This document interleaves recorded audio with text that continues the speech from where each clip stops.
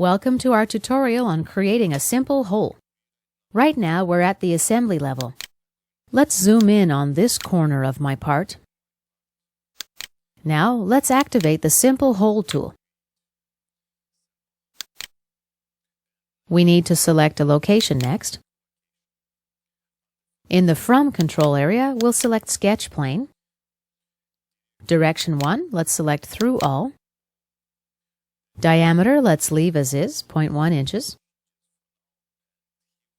Lastly, we have the Feature Scope control area, where we can select all components or selected components.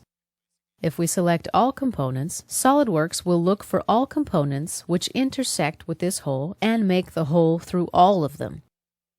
We can choose our own components by selecting Selected Components. Let's disable the Auto Select option. And now we're going to select both the seal and the lid. As you can see, both parts populate my Affected Components selection box. At this point, we're ready to click OK. Here is our new hole feature in the specification tree, which is an assembly feature. We can right-click and edit the feature, or we can right-click on the sketch and edit the sketch. Let's say I'm going to position my sketch.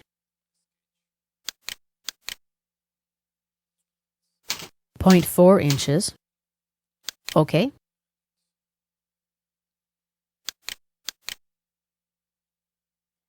.4 inches from this edge also. OK. And let's update. Let's actually change the diameter as well. Right-click. Zoom out a bit.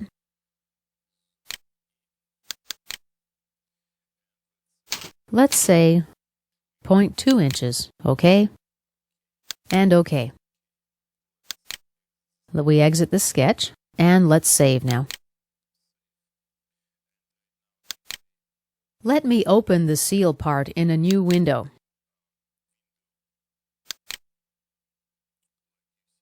As you see, we don't have any holes on the seal at this level. That's because this feature belongs to the assembly level. And this concludes our tutorial on the simple hole.